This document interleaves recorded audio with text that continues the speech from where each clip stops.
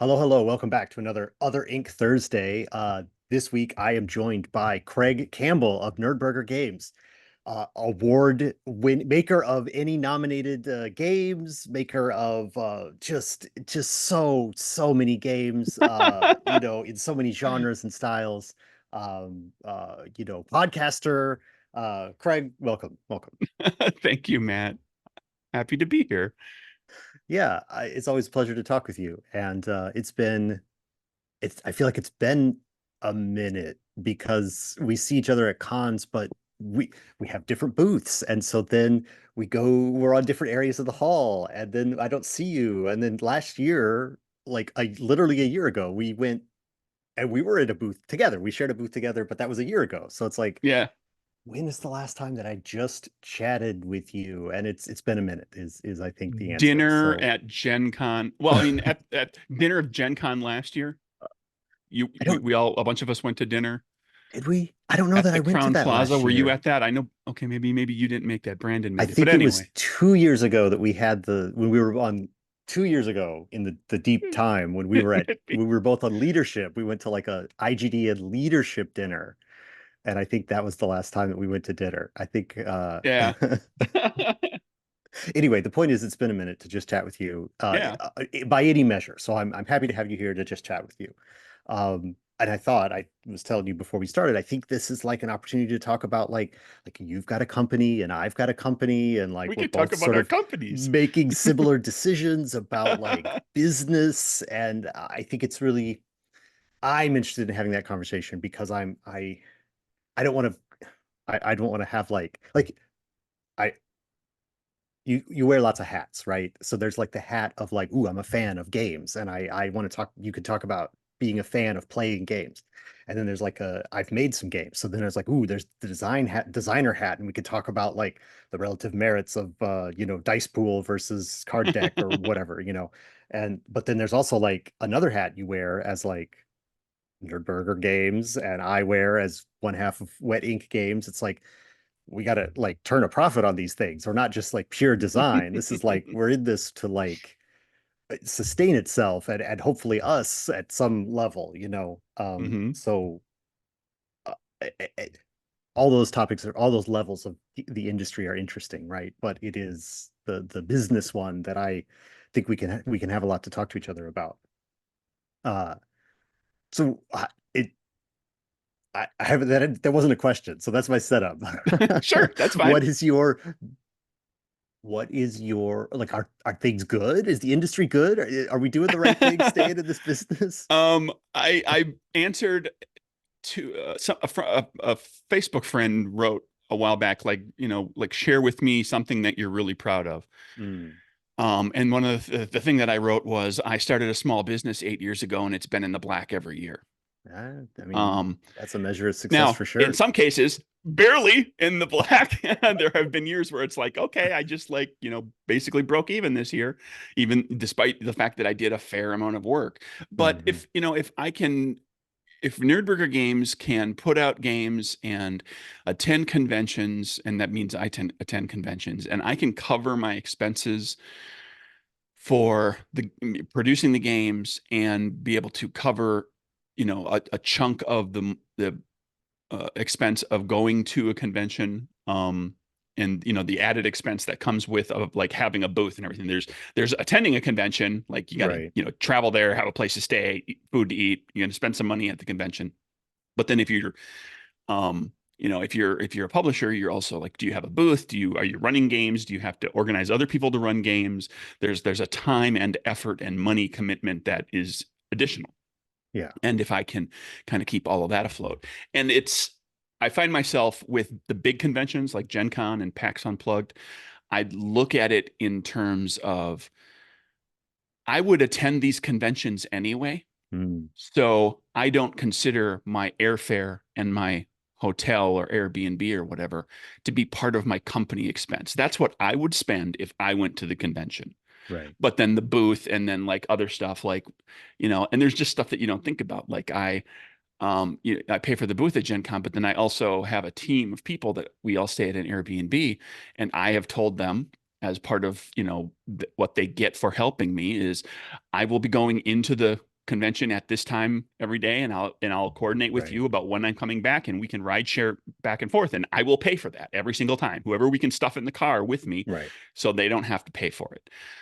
So that becomes like, I'm not sharing that with people. I'm doing it myself, and it's just all those little expenses. But I've managed to Well, kind of keep it, like I actually make money off of this. Not a huge amount. I've had good years and I've had not so good years. right. But I've managed to kind of keep it so that I never find myself strapped to Yeah. make something happen. Right. I After, mean, after like the first couple of years, it was touch and go. sure. I mean, that is, I mean, that's great. That's great to make it work. I mean, that's the thing. And as you were talking, I was trying to kind of like roughly add up, like you do, like, yeah, yes, the booths are very expensive especially at a place like Gen Con, you're going to be paying, uh, you know, roughly $1,500 for a 10 by 10 space at most of the big cons. That varies a little bit. Yeah. Um, It's always but four. At the big cons, it's four digits. It's always at least four digits, and it's yeah, not yeah, barely four digits. yeah, Generally it's speaking, it's solidly usually four it's digits. solidly into four digits. Uh, Generally speaking, um, but you're talking about airfare and like 5 or 6 nights of hotels, or wherever you stay, like an Airbnb.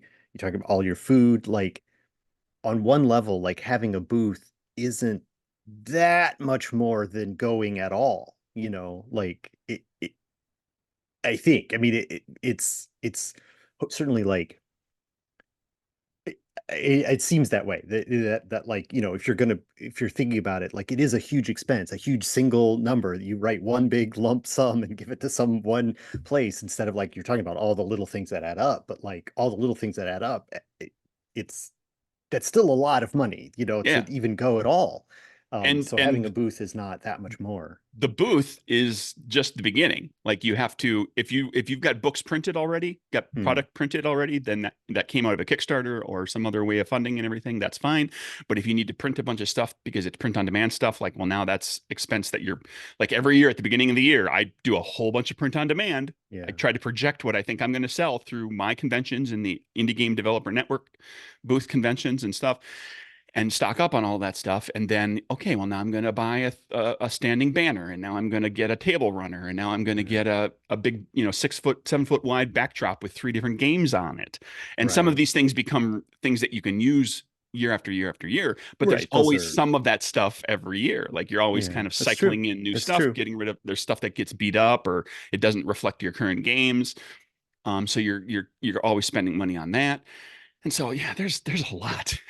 Like, And and with Gen Con this year, I got in on, I can't say too much about it this coming week. By the time this is out, you'll be able to see the pin. I went in mm, on the pin bazaar thing this year. ooh, okay, Nerdburger okay. Games is doing a pin. Well, that was a whole bunch of money spent up front to be like, okay, like let's spend all this money, make these enamel pins, and hope that I can sell enough that I at least cover the expense of that and generate some activity at the booth, get people coming to the booth and stopping at the booth who might otherwise just kind of walk by and say, I don't know what that is, so I'm not going to stop. But now I'm going to stop and I have to walk over there and talk to the person to Right, get right, that right. pin, and that'll put them up close and personal to be like, oh, I wouldn't have noticed that game if I hadn't stepped over to the Yeah, table. that's the promise of the pin bazaar. Well, I will definitely want to know how that works out for you because that is Yeah. something that the people who run the pin bazaar, they want everyone to participate, and the people who, it's always an option, right? There's a percentage of people that come to the booth that like, do you have pins? And we're like, no, we don't have pins. We make books. Here are our books. This is what we make. And so yeah, so to hear from somebody how it works out would be would we'll have another conversation Yeah. in a couple weeks. In a couple weeks, I'm uh, every year I'm experimenting with some stuff. Like, last year was the first year of having my own booth at Gen Con, so it was just making that function. And now this year it's going to be like I've got a Nerdburger die that's got like, that I'll be giving away to people. It's got the little Nerdburger logo dude on one side because that's a mainstay of Gen Con, is like the commemorative die, the die that right. people put up. People love collecting those individual dice. Some Um, people really like they dice. It's really love those. Like they want to be able to be like, I got this little die that I got along when I bought this game at this particular convention in this particular year. And that's how they, um, they track their nerddom. you know. Sure. Sure. And the pin bazaar people that love to collect the pins, and there's some people that want complete, like when it comes to stuff like that, it's completists. There's people who like, I want Mm, every single one, and they're going to come in and they're going to spend hundreds of dollars trying to. They'll play demos to get pins. They'll spin prize wheels to get pins. They'll pay money to get pins because that's one of the things they love doing. It's just part of their experience. yeah. So I'm just trying out a bunch of stuff this year. I I do love that you try out so many things. Like you are so willing to more so than me. Like I'll look at something and I'll be like, I don't know if that's going to be worth it. And then you'll look at something, you'll be like, I don't know if it's going to be worth it. So I'll do it and find out. Like Right. you're very uh I don't know, willing to experiment or you Well, it's that empirical thing. Like I'm like my brain says maybe and that's is where I leave it. And you're like my brain says maybe, let me find out. I think there's I respect that about you, Craig. I oh, think thank you. I've built a lot of Nerdburger games off of that. A lot of the choices of what game I'm going to make or decisions that I make on, of what I'm doing with games and game lines has been for that sort of thing. It's like I put together Capers. It was my second game. It was in Kickstarter. People seemed to be liking it. The Kickstarter was going well. And then I had people asking, hey, are you going to support this? Are there going to be supplements? Up until the first time mm, somebody said that, I hadn't thought about it at all. sure. But my brain said, maybe. What do you think? And so toward the end of the campaign, I put out a survey to all the backers and said, and this is you're trusting backers to not just blow smoke up your ass, Sure. to be legitimately interested and planning to back for supplements for a game that they haven't actually played yet. Right. So it's a gamble. And I was like, well, I've got some ideas for what I can Well, do with some supplements.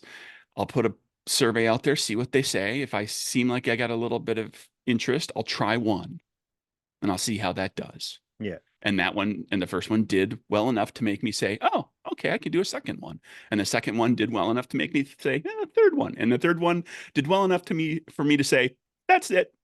Well, that's as far as that goes. that's one of the things I wanted to ask you about. Like I've got a list of questions here, but like we definitely like I mean, is it as simple as that? Because like we're both in a position of having sort of like one of our first games kind of becomes a flagship game, and then there's like a series of supplements that have come out. For you, Capers has been that, and over the years, Capers has grown, and the same for us at Wet Ink with Never Going Home. Like that's sort of like that was our second game slash third project that we worked on, and it got more popular out of proportion to the first things that we had done, and then we've continued to support it, and like you said, it was kind of the same thing where like we made all of these supplements that had all these adventures in them, and because the Kickstarter was kept going and we kept adding things, and so then we had a supplement book, and then it's the same kind of thing. I'm selling it to people and they're like, yes, I want this. Also, is there like campaign play? Because these are all standalone adventures. And we're like, not yet, but we'll do it. And so that's what led us to do the campaign books, which we've done for Never Going Home. But it is kind of the same thing where it's like, there's a point at which, and I don't know, it sounds like it was more of a, because one thing we always say is the sales drive the line, right? If the sales are good, you keep doing the game. And if the sales aren't there, to do more would be a vanity, so don't do it. Yeah. And I don't know that we've reached that point with Never Going Home, but we've said that like we're not doing any more books. There's going to be 10 books, which is plenty of books, and it's like a decision that we've made that been like we don't want it to be the only thing that we do, right? And Yeah. and so then there's been like this sort of like not weaning people off of it, right? That seems too facile or whatever. But it's like we've been upfront that like there's 10 books now. I'm glad you enjoyed them. We're doing other things in the future. We may come back and do, a special edition of something, and we could always put out little small adventures. But it seems like on one level, like a bad decision to like end a line, but then, you know, I don't know. If there's a creative part of it too, where you don't want to just keep doing the same thing over. Yeah. So I've talked about myself now a bunch, but did you feel, was there that part of it too? Because you did a third supplement. You're like, that's the end. But then you did do another supplement. It's your wallpaper right now. You did like, cyberpunks and cyberpunk capers, caper cyberpunk. And so any of those things that I talked about like kind of feeling like trying to let the line down in a good place or trying to be like creatively, you didn't want to you wanted to move on creatively. Like, are any of those things part of you coming back to do caper cyberpunk after it makes it a nice package, 100 years, all these things. Like, talk Yeah. about that decision. What else went into that for There you? was there was there was always, because the some of the other supplements kind of took you from the 20s to the 40s to the 60s. I was jumping in 2 decade increments, right? So I started thinking about like, well, how does this world progress, and like what happens in the 80s and the 2000s and the 2020s? And I know in my brain what happens in the 80s and the 2000s. And then what happens in the 2020s is Caper Cyberpunk, which is an alternate version of today, where the megacorps have risen largely on the backs of um, monetizing and exploiting superpowered people, like super smart people to push technology forward, super powered people to be the strong arm of things and to help like, so when you have like the megacorp cops and security forces that are fighting with each other, they're also super powered, Mhm. so they're battling with each other, and so you get this version of cyberpunk, but with supers. And that was always, that was something I imagined very early on, and I thought, well, if I go that far with it, it needs to be its own game book, because I can't just be like, okay, here's the slight adjustments to jump 20 years, and here's a new price list for everything to reflect the actual But prices of the period, and here's another little setting of a different city that I haven't visited, um, and well, that it sort of seems like thing. that's like the obvious choice, right? If you It did the needed '60s, its the own, '80s yeah. would have been, you could have done it. Like that would have been the easy choice, right? Or the Hmm. obvious choice to be like, well, it's the '80s, it's going to be cyberpunk, and that's it. And um, but then you did this more complicated choice. Yeah, which it had mostly to do with just me kind of logically working out in my head, like when do the megacorps arise? When do they start getting going? How do they fight against each other? How do the ones who gain dominance, and how much time does that take? It's the Taco Um, Bell wars. yeah, the restaurant wars. Yes. And it needed an amount of time to get there, and I thought it Mm, was just kind of an interesting thing to start in the 20s and end in the 20s, and it's 100 years nice yeah. and clean. And at that point, when I started working on it, I had a Discord for the community, and before Twitter took a hard turn into being kind of garbage and useless. For most of my purposes, I was able to get fairly good feedback from that, and then from the Discord, like the bigger fans and everything who would support something like Caper Cyberpunk. And I was like, okay, well, I think there's enough interest there that I can try that. I can do one, do the core book. And with that one, I did an adventure book along with it, because that was something that people were always asking about, was adventures. I have not yet taken the step into like an adventure path, like a complete beginning to end kind of adventure path sort of thing, because at our scale, I think probably that's a dicey proposition. Because you're, all supplements sell less than the core book. Sure.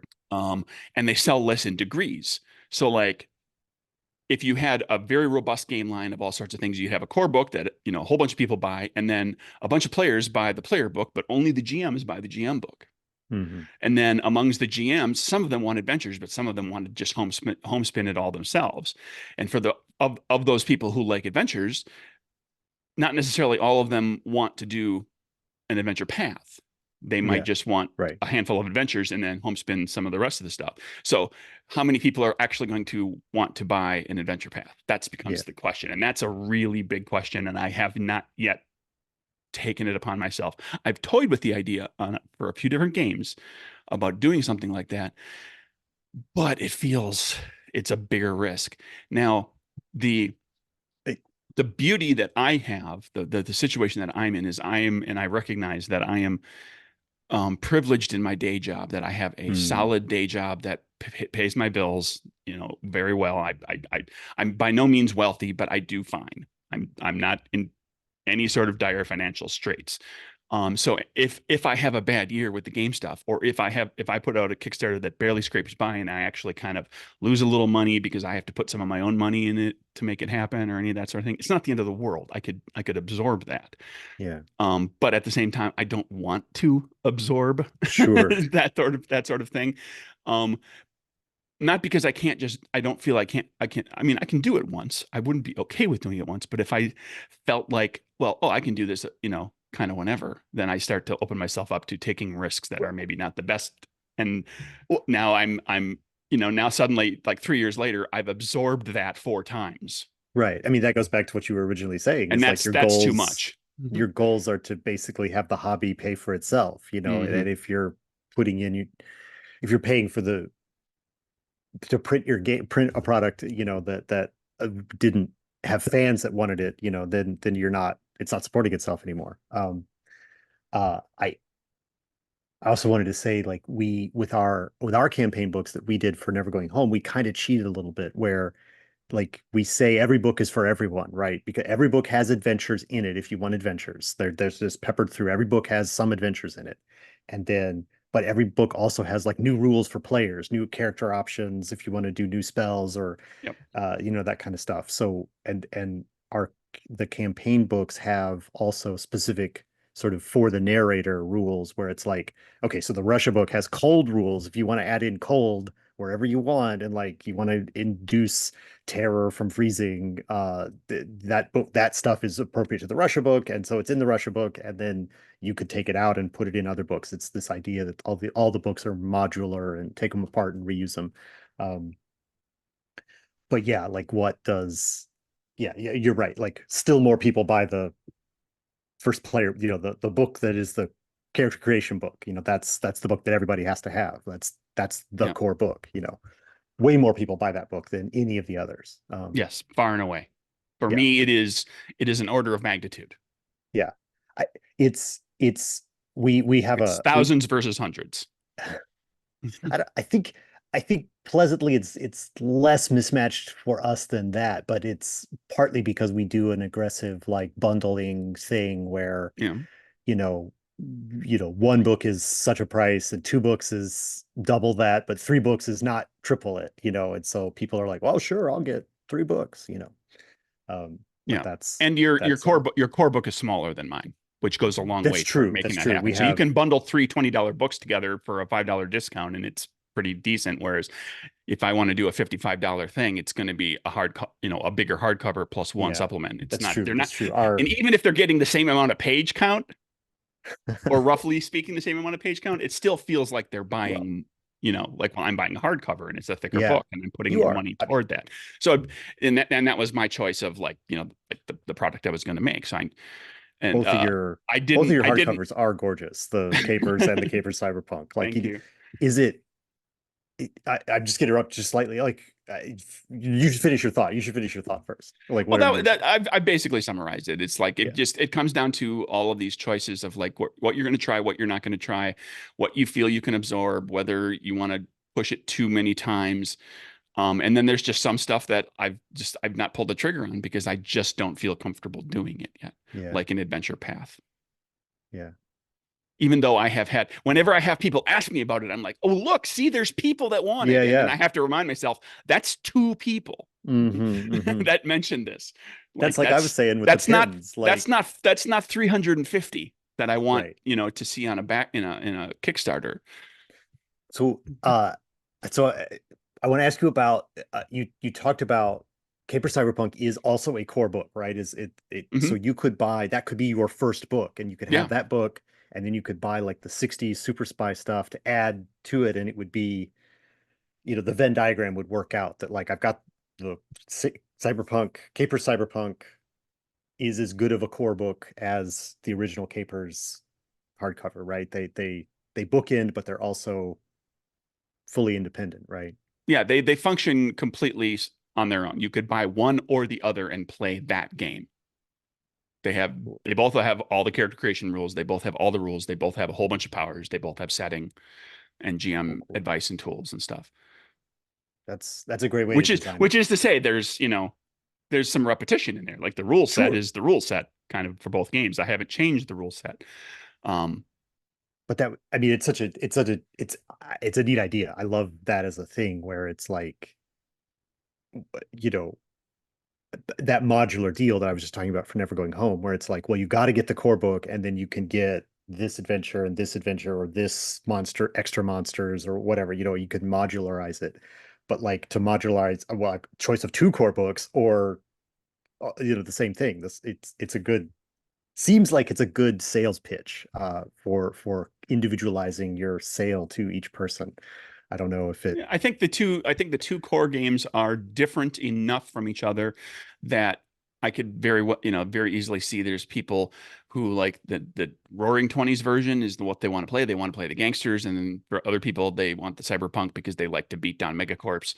But they still get the same, kind of game experience of like the criminal element fighting back and kind of, maybe infighting with themselves a little bit, but then also kind of dealing with whatever the authority is. Right. Because every version of Capers is essentially cops and robbers with superpowers in Right. some way. Right.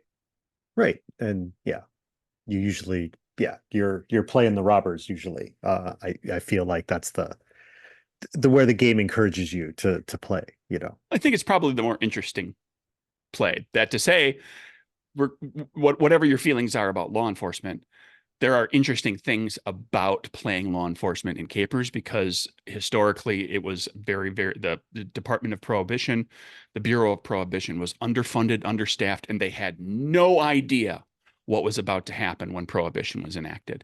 If you ever watch the opening scene of Boardwalk Empire, Mm, there's the main character um, played by Steve Buscemi who is at the end of the scene toasts with all of his criminal and accomplice friends and says to the United States government to making us all filthy rich. And this is on like the day that prohibition goes into place yeah. because they know what's about to happen. Right. Like these people who are going to start bringing alcohol into the country illegally or producing it illegally in the country are about to get incredibly wealthy, and that is exactly what happened. And Yeah. the government was not prepared to deal with Yeah. that. And guess what? 11 years later, prohibition was repealed. Right. Yeah, it's it is a fascinating history. We don't need to get too much into history, like but yeah, it's pretty incredible, like the sequence of events that had to come together to make it happen in the first place, and then yes, it was repealed because of the unintended consequences. But there's other things that It are made involved. alcohol more popular. It made it caused more bars to open. There were more speakeasies 5 years into prohibition than there had been bars and saloons before.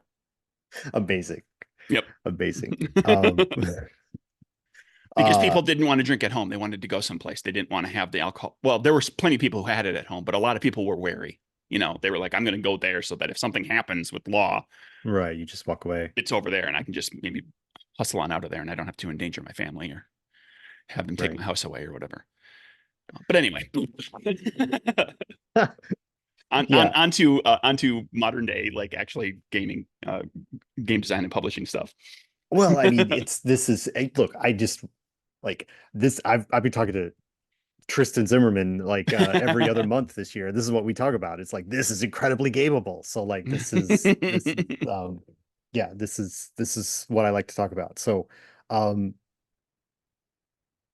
is there anything else you want to say about capers? Like the thing that the thing that's neat about like sort of having a line that is sort of now it's at least five physical books and then you've got a couple other digital only things, I'm sure.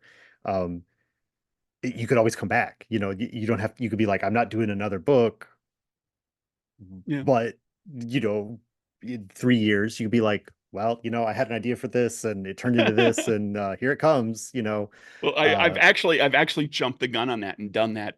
Like rather than 3 years from now, I've done it. Um, a few months later because Caper Cyberpunk came out. Did well enough to get the adventure book made. And there's the card decks and everything that you can use. And I was like, oh, that feels really good to have this. Like I completed this story. Like it's the beginning, and the middle, and the end of this like yeah. little game universe. And then I was looking at all of my, I was looking at two things. One, the possibility of having a reprint of Capers of the original game, because I'm running low on the copies that I printed, um, and the nice fancy version. I can always get POD. And then also, like, I was looking at, like, there's all this stuff that I had, like, just this big piles of ideas, like, different things that you can do with the different games and things that I could have put into supplements. And then there was like, I had a big long list of superpowers that worked for the game. And I just, as I did supplements and things, I used those and I kind of crossed them off the list. And I was like, I Hmm. still got like 20 really cool powers here. Yeah, that's enough for a So supplement. exactly. So that's what's happening. There's going to be Capers expanded, which is it's going to be a supplement, a straight expansion of the core game of the 1920s game, coupled with getting a reprint of the core game made. So it's going to be everything. It's not set in a different time period or anything. It's in the 20s. It's going to be two additional cities are going to get the full treatment. Some other cities are going to get a smaller treatment. There's going to be 20 plus new powers. There's a life path character generation system that you can Ooh, use. For the GMs, there's a story generator that you can use to develop like the skeleton of a story. And a smattering of a few other things. It'll be like a 60 or 70 page supplement that'll go with and I'll get the book reprinted, and that will I expect that will be the end. This is like if Capers had done better in the Kickstarter, if it had taken off. I mean, it took off okay, took off yeah. well. But if it had been like, oh my God, look at this, because there was always a part of me that was like, it's it's a big hardcover book, but it's not breaking 200 pages. I would have loved to have it break 200 pages, and like this is going to be like this is what would have gone in there Mm, if my second game ever had gotten bigger right, immediately. So like right. this is something, so but doing it as a supplement so that the people who already have the core book don't feel obligated or anything Yeah, to buy a new expanded bigger core book or anything like that. yeah. I mean, it's cool. It's cool. It's neat that And that's there's going to be always, the exclamation point on the end of the uh, of the I call Caper Cyberpunk the bookend. There's the two bookends to the Capers universe. Well, this is the right, right. exclamation point on the end of the whole thing. That'd be There you like, go. thank you for everybody. Here's a whole pile of more stuff that goes with the core game. Right. The extra bonus. And then my focus shifts to like, well, what's next? Right, right. I mean, that's what I wanted to ask you. Like, okay, so you get all the capers out, and then like you say, you've got this list that's kind of always there and on your desktop somewhere or in your mind of like, I've used all these powers, and then like, nope, I'm going to put them all out in a book, and then that's it. There's no more. But then like, what's next? I mean, you've got supplements for several of your games. I mean, that's kind of like been what you've been up to for like the last year or two, where it's like, okay, so Good Strong Hands was out, and then now there's a Good Strong Hands supplement, and then like your one of your perennial sellers, Die Laughing, had a Die Laughing or two, right? And now you're doing you just earlier this year you did Hypersleep Interrupted, which is the like what if Die Laughing in space, like What it's if not die exactly laughing? Die What if Laughing. die laugh? It's an iteration of the die laughing system, but adjusted to be like a space disaster, like sci-fi disaster movie in space. But where you can actually win. Like it's not built around Oh, killing characters. You will kill characters more than likely, but you can win. There are win conditions built into the game, but it uses the that's same basic engine. that's different. I didn't realize that. That's yeah. Yeah, But that's what it this is not this one's not funny. This is like if your character dies, make it dramatic. right, right. That's what appealed Think to me think about this one. Armageddon. You So got to be the guy at the bottom of the mm. pit pushing the button to blow up the comet, right? Yes. I've yes. Uh, that's how that one works. Yeah. So like you're always like you're adding a lot of things all the time to like you did Cyberpunk, Cape for Cyberpunk. You did the What is Light Without Dark. You did which I mean that could be a line like that's there's a lot of potential there. Like it's always new fantasy races, always new themes. Or maybe not. I mean, maybe you've explored them all. I don't know. But like, what is next? Like, I know you're always testing stuff, and I've play tested stuff with you. that hasn't come out. So like that's out there somewhere. I know you're always working on stuff. Do you have like a next big thing that you are working on, or is it we don't know. We'll see. Yeah. Or you're keeping your cards to your No, close and whatever. I can talk about it here and there a little bit, and there may be some vagaries in there because there's Sure. still, in some cases, there's still things I'm kind of figuring out. Like Mm, it's rudimentary right now. But the thing that's nearest in the future is I've developed it completely. I did it like an alpha test just to kind of see how it played, and I did a bunch of tweaking, and now it's in the hands of some other folks. And also I'll be doing testing myself.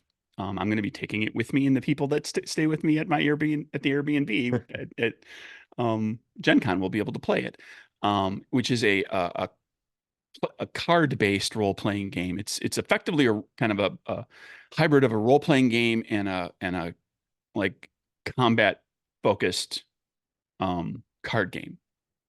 okay.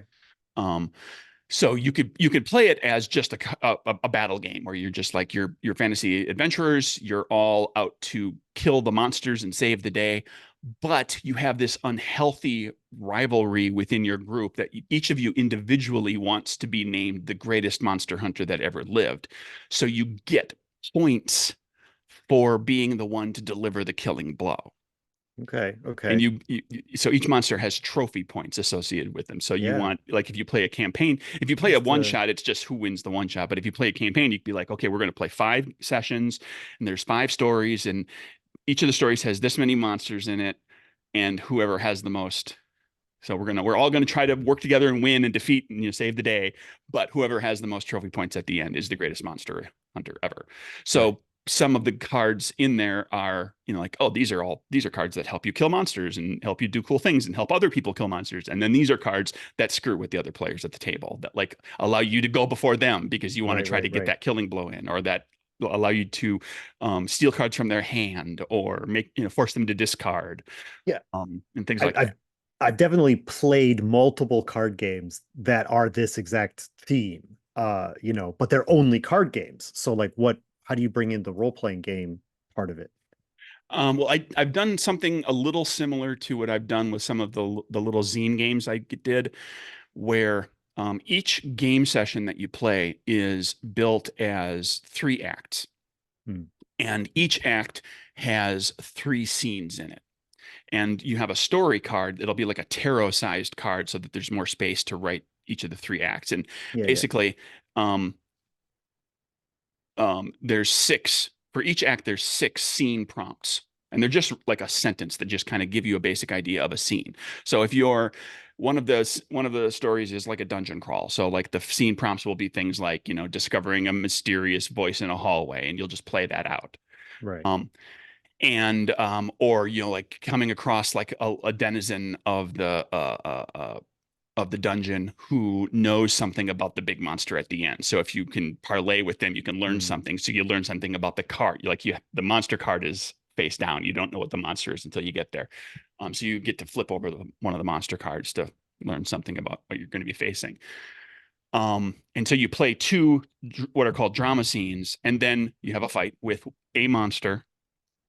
And it's either a monster that you will kill right then and there, or that you will drive away with the expectation that you will kill them in the final act.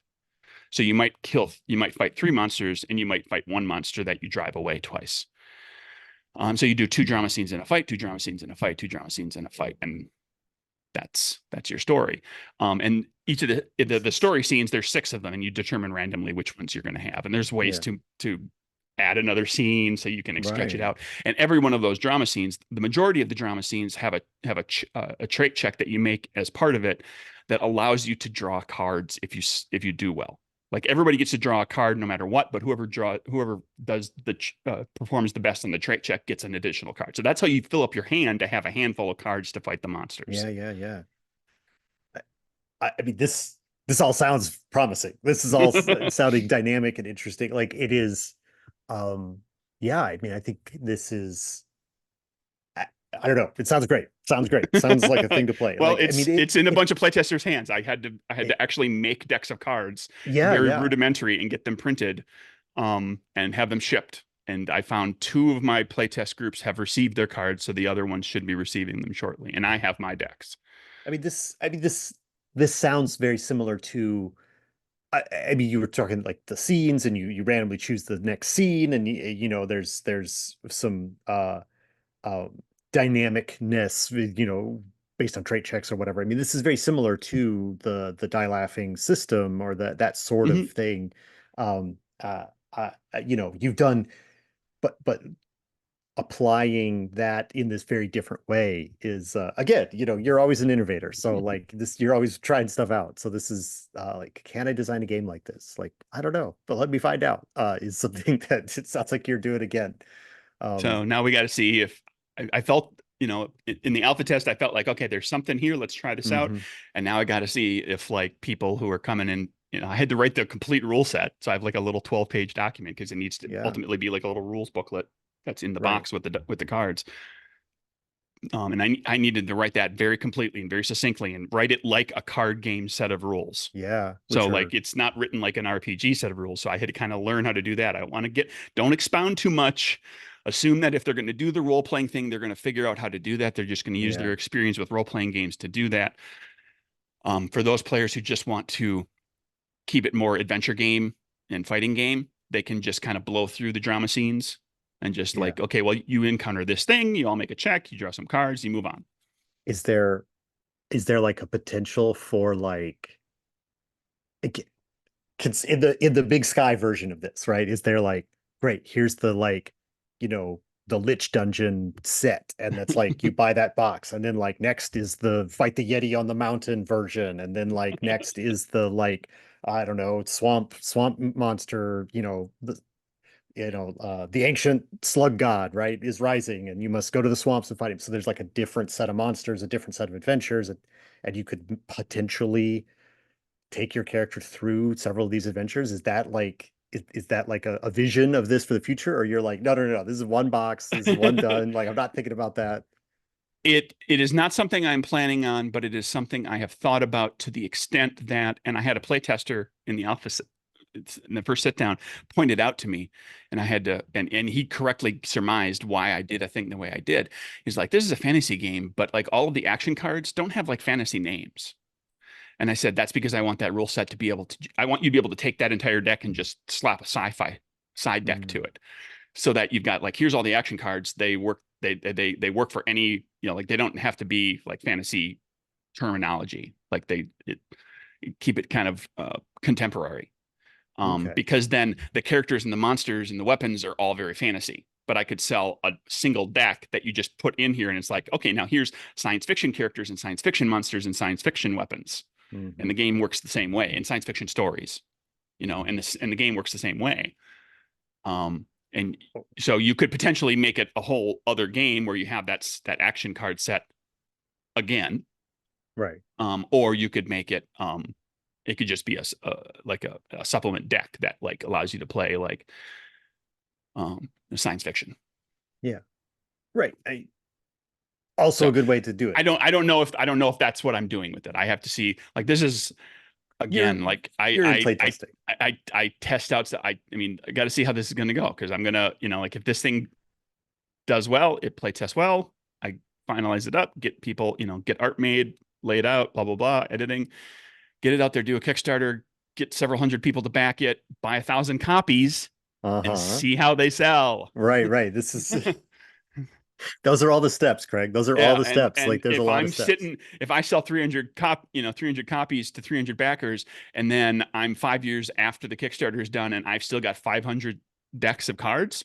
No, I'm Yeah. not doing that like Yeah. that. Like I don't think I'm doing that again. That was fun one time. It paid for itself, and I Right. made a little money after the fact, maybe. But but if I go through there and I make I print 1,000 decks, um, and I, sell to 300 or 400 backers in a Kickstarter, and then I blow through 500 decks in a year and a half. Right. Now you're looking at like, Totally different kind of deal. eh, Now eh, it's like, okay, we reprint this and we make a supplement that's science fiction, and we do, right. maybe we make 2 or 3 thousand of the core game and 1,000 of the science fiction supplement Right, right. deck, or you have to make those decisions and see how the Kickstarter goes and figure out how many Right. what you're gonna take a chance on. Right. Um, but I mean, that's the game. I mean, yeah, it's is that is that is that why we do this, Craig, where it's like we're done rolling D20s. Now the game is managing the market and like is it are we just playing a game on a different plane? Or is it is that what we're doing with this? it's well, see, it's if you're doing it part-time like Mm, myself and you're doing it in your spare time and you have no intention of going full-time, which I do not. I like my yeah. day job. I'm very Yeah, you good at like it. your day job. I've spent over 20 years becoming quite good at it. I expect to work to do that job. Um, so I want to make games that people enjoy playing, and I want to be able to sit down and play my game with somebody, or maybe have them GM me playing my own game. And I want to have all the wonderful game experiences that come out of all of that. Don't get me wrong, I enjoy all of that, but from the purposes of being a tick level up from hobbyist to like, there are times when my game stuff is a significant percentage of my income for the year, and I think about that, and I think about like, well, what am I going to make? What can I do? How can I leverage this or that? What kind of risks do I want to take? What risks do I not want to take? It is another game Hmm. that you're playing. Yeah. You're rolling the dice with every time you launch a Kickstarter, you're rolling the dice. Right. I joke with people that the one of the great things about being a lone person game studio is that I never have to ask permission of anybody to do Hmm. anything. If I want to make a game about never ending story because I love never ending story, and I'm going to, blatantly like make the game about exactly the storyline of that movie that I love and just rename things, I can do that. And I Hmm. did. Yeah. Um, and I didn't have to ask anybody's permission.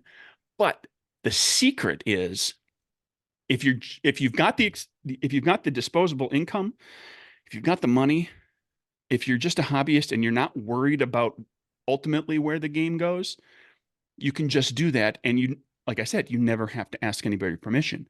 But if you're going to try to actually make it self-sustaining and kind of derive an actual, small business on the side, you do ask people's permission, but you don't do it until the Kickstarter. Right. That's when you ask everybody's permission. You put it out Yeah. into the world and you ask everybody, can I can I please make this game? Yeah. And you have to get enough people that say, yeah, I would like to buy that game. And if you get enough people that would say, I would like to buy that game, then now you have permission. Yeah. Because And if you don't fund, then you are either not making the game because you just didn't get enough people that were interested, right. or you're putting, more of your own money or whatever, and you're going to have to do it a different way, and it's going to you have to, are you prepared and able to make those kinds of sacrifices and to put money, your own money into it, or to not be profitable on other things this year just to get this one thing out. Like I did Right. that a while back with when I paid for some additional printing of Good Strong Hands, when it got after it got nominated for an Emmy, um, and I did the supplement kind of separately, and I could have I decided I had a very good, like a year and a half where everything went really really well, and I had, I had Nerdburger Games had money, and I was Yeah. like, I can just pay for, like, I don't have to go through the headache of seeing like, okay, is there enough people that want the core game Right. book? I can just get a small print run done. I can cover it. And so I did that, and I just did it off on the side on my own, and I did it. And now, I'm just satisfied with the fact that I've got, several hundreds of that, copies of that book that Yeah. I'm going to be able to sell the nice fancy, um, offset print run version of the book for quite a while yet. Yeah.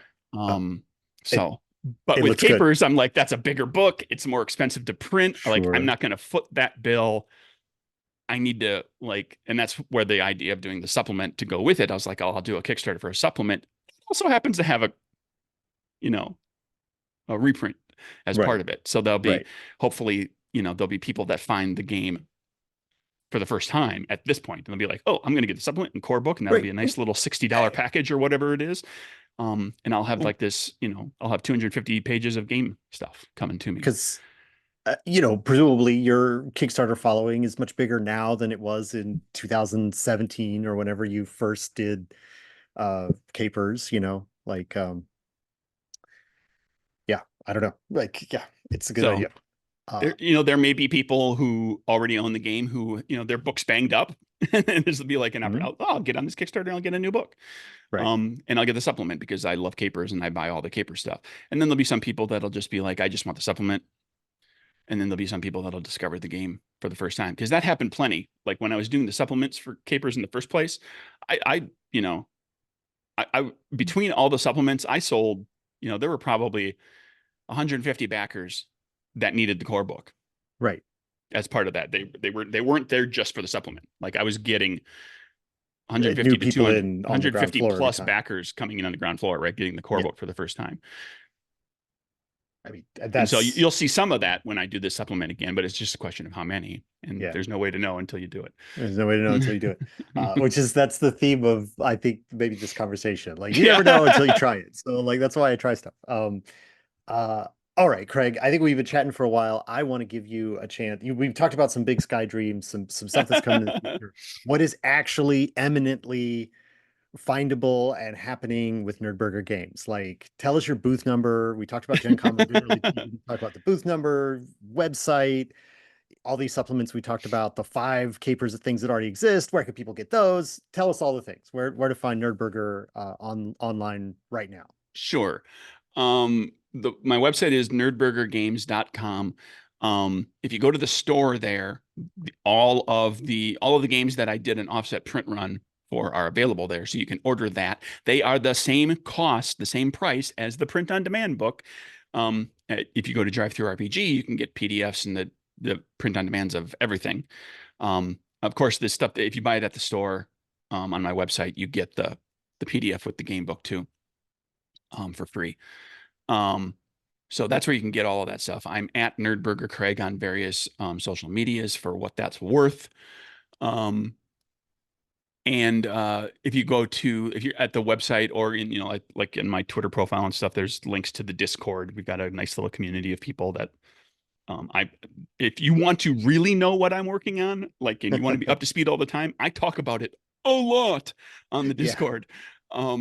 And that's where I I often find playtesters there. I brainstorm ideas. There are stuff people have come up with ideas there that made it into games. Um, yeah, the I name lurk Low on the Stakes, the Nerdburger name Low Discord. Stakes came Mm. directly from that. I told people what the game was about, and I was like, I need a punny, funny name for this. And somebody called it High Stakes, and like staking a vampire. And Yeah, I was yeah. like, but these are characters that are living mundane lives in a house. And I was like, this is pretty low stakes. And Those that's where that things. came from. It's great. And then, yeah, I'm going to be at Gen Con. I am in Nürburgring Games is booth 162. So Ooh, we're way over in aisle 1, where yeah, I was that's way over in the back you were corner like in in row Entrepreneur. 28 or something like that last Yeah, year. I was in Entrepreneur Avenue back last year because it was my first year. Um, and I just, yeah, we got pushed way over. I asked nicely. I don't know if you want to ever try this. I asked the organizer guy nicely. It's like I understand I'm probably going to be kind of toward the back of the hall, away from the front doors. But if Yeah, I can be closer to the Indie Game Developer Network booth, that would be good because self-servingly, it allows me to go see those people easier, sure, rather than sure. having to walk across the entire dealer hall.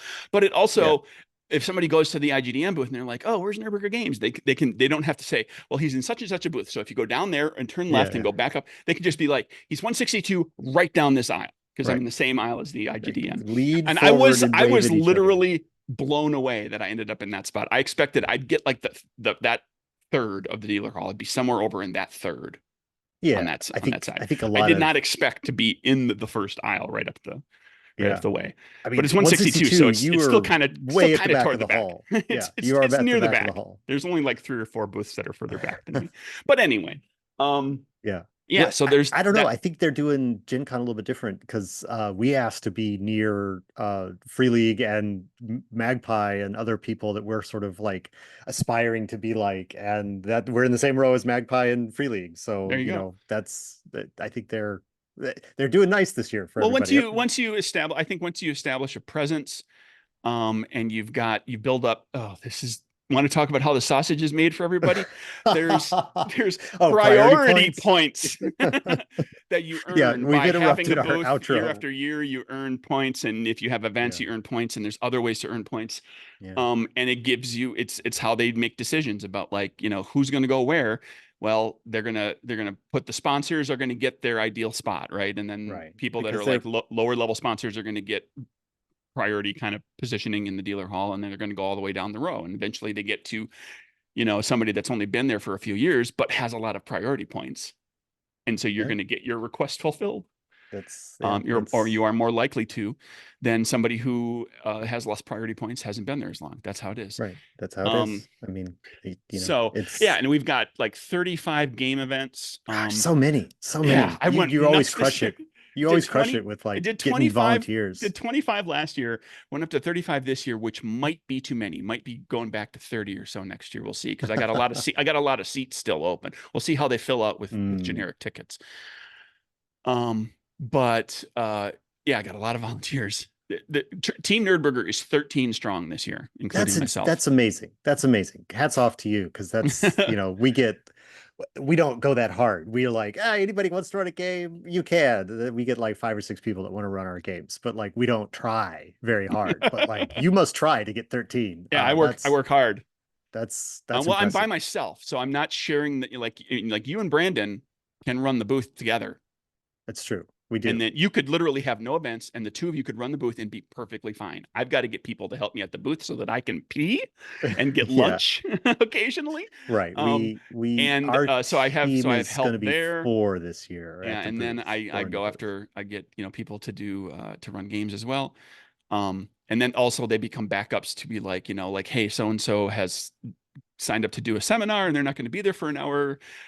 Can somebody else come and just kind of hang with me at the booth for an hour? So I've got backups Right. to help with stuff, and we have breakfast together in the morning, and we've got it. A bunch of us have a dinner thing on Saturday night this year. Anyway, Yeah. I make it a fun. I do everything I can to make it a fun experience, and to do as much of the legwork as possible. So I take as much of the burden of going to Gen Con off of my team members as I possibly can. Right. Um, It's a you run a good show, a good show over there.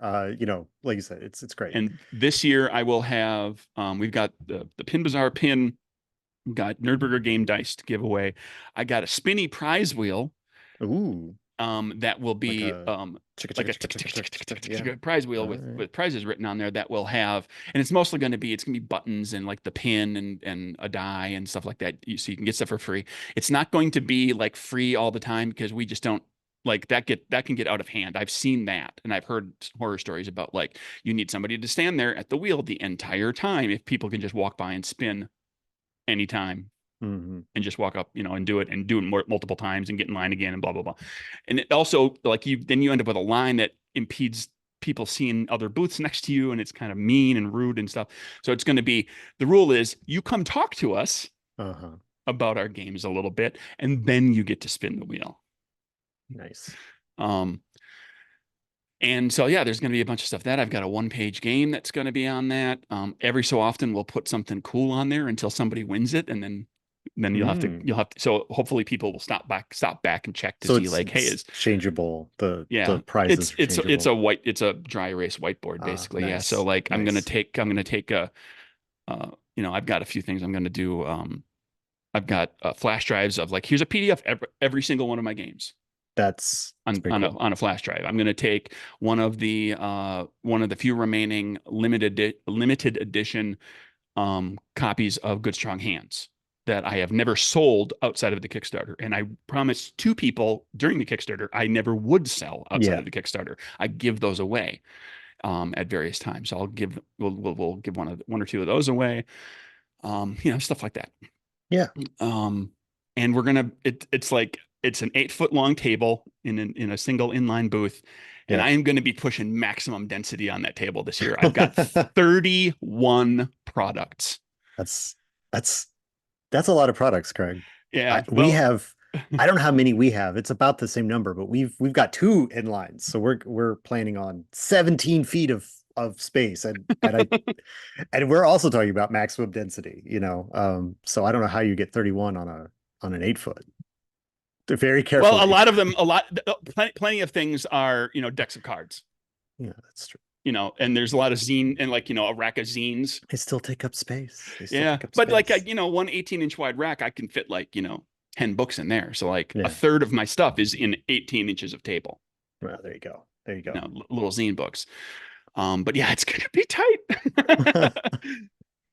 um, uh, all but right. Yeah. that's, I've kind of gotten everything to that point. And I know that in the coming years, I'm not going to be doing this thing where I'm doing like, 4 Kickstarters a year and, there's like a big book and two zines and some other thing. And, like it's going to even off. I'm going to have to, we'll have to see what the table looks like from year to year going forward, because there might need to be some things that get retired if I just can't fit them on the table, or I might need to Yeah. reconfigure out how I use the table or how I use the booth, or, who knows, Yeah. which is a There's a whole nother thing that you deal with as right. when you've got a This is booth a like good this. Like, problem to how do I have, make Craig. that booth work with the stuff that I've got? What's worth bringing?